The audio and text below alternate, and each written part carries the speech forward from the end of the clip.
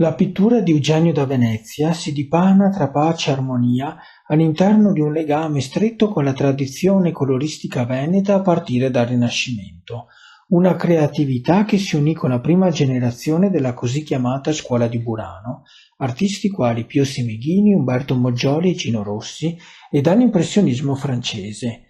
All'interno di questi poli, l'interpretazione pittorica di da Venezia parte per una personale evoluzione successiva.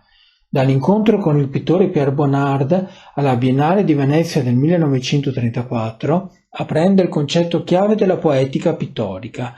Una volta assodata e interiorizzata una certa padronanza della forma, immediatamente bisogna distruggerla attraverso una grande qualità di colorista dimostrata.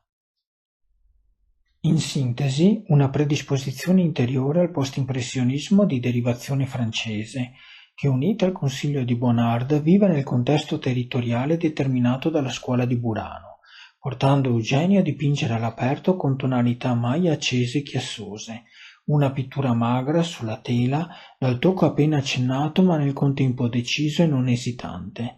Se per taluni, dalle sue opere, può apparire un senso malinconico, nulla di tutto questo, anzi tutt'altro. La sua energia artistica e interpretativa lo ha portato a un equilibrio dosato sapientemente sulla tela, una dote innata che gli permise di partecipare a 9 edizioni della Biennale di Venezia tra il 1932 e il 1956, più una fuoricadenza per il 50° anniversario della storica istituzione lagunare. Nel frattempo, a livello mondiale, sebbene l'arte si stia alimentando in un nuovo contesto artistico, da Venezia difese la figurazione fino alla fine.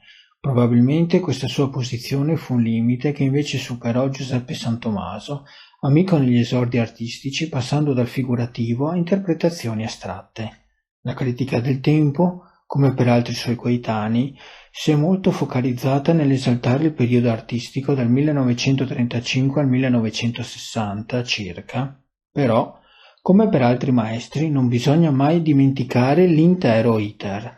Di conseguenza, nel pittore che porta la Serenissima nel cognome, furono validi anche gli ultimi 20-30 anni della sua produzione, nei quali dipinse opere molto interessanti con un tocco maggiormente marcato e vitale, tendente a richiami espressionisti, pur in un equilibrio di forma e colore che sempre lo contraddistinsero.